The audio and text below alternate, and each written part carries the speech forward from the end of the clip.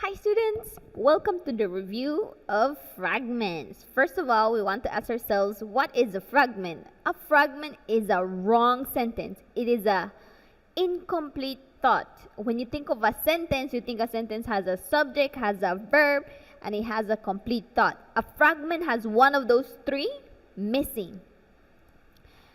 There are therefore many types of fragments, right? The three that we just mentioned.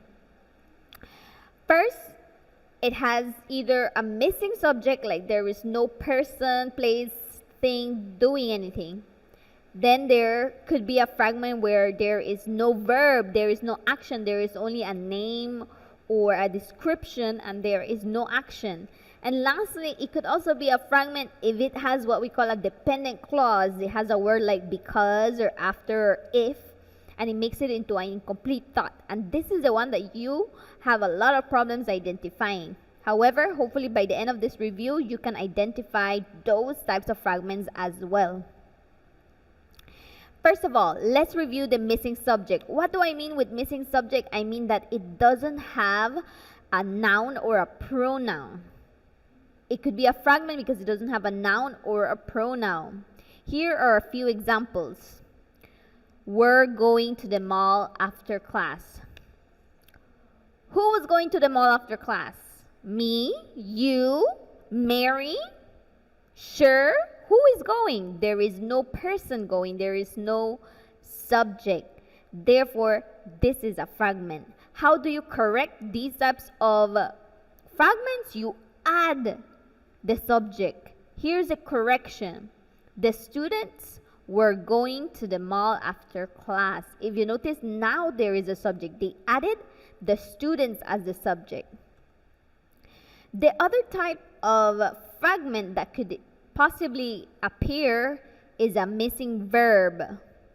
So there is a subject, there is a noun, pronoun, there's description, but there is no action or state of being, because then there's words like is and was, right? There's no is, was, running, skipping. Those verbs are not there. Let's read this example. Unbelievably detailed maps on Google Earth. Yes, it's very long if you notice. That group of words is very long. Unbelievable detailed maps on Google Earth. It sounds like a sentence, right? But it's not. If you really notice it, what about the unbelievable detailed maps? What about it? Are they acting? Is there a word like is? Is there a word like was? What is the unbelievable detail maps doing? There is no action, right? So to fix this type of fragments, what you need to do is add the action. Doesn't have an action, add the action. Here's an example of how to correct it. Unbelievably detailed maps are found. See? That's a verb. Are found on Google Earth. So there is a state of being, are, and then finding, right? Which is also a verb. Last type of sentence is called the dependent clause fragment, fragment. Why is it a fragment? Because it doesn't have the complete thought. It has subject, it has a verb, but it doesn't have that part that says it's a complete thought.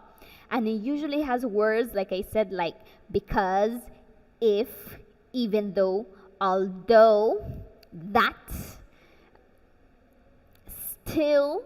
So these words make it a dependent clause. How do you know it is a dependent clause fragment? Because you feel like there's something else that should be there to complete the thought. Let's read this example. If she feels like going. She is the subject, feels is the verb. If she feels like going, what will happen? It leaves you with thoughts, right? Although there is a subject, although there is a verb, in this clause, there is no complete thought. You feel like it needs more, right? If she feels like going, we will enjoy the party. If she feels like going, we will leave at 8 o'clock. What is that little extra? That little extra is called a complete thought. Here's a way to correct it. If she feels like going, she will arrive late. Here are other examples of dependent clause in case that one wasn't clear enough. The first one, until we arrived home. The word until makes it dependent, right? We is there, which is the subject. Arrived is there, which is the verb. But until we arrive home, what will happen? It leaves us as well in thought, right? So here's a way to correct it. We did not fall asleep until we arrived home. Or, until we arrived home, we did not fall asleep. If you notice that extra thought is finished there. Otherwise, it's a fragment. Here's another example. Jane always wears her seatbelt, thinking it may save her life. Thinking it may save her life. Jane always wears her seatbelt is a complete thought, right? But the second part, the second sentence there is not a complete thought. It is a fragment. Thinking it may save her life. Who is thinking? We don't know. In that sentence, there is nobody thinking. There is no subject, right? So, another way that you can correct these is by adding them, right? Adding them to something that does make sense. Here are ways to fix it. Thinking it might save her life one day. Jane always wears her seatbelt. Or, she always wears her seatbelt. She thinks that one day it might save her life. And lastly, here's another way you can correct the same wrong sentence. You can correct it by adding a conjunction. Remember the parts of speech? Add a conjunction to join it. Jane thinks that one day it might save her life, so she always wears her seatbelt. So there are so many ways you can fix these things, right? Add the subject, add the verb, add the complete thought. Join it with another sentence that makes more sense. And that was the review of fragments. I just want to emphasize that the last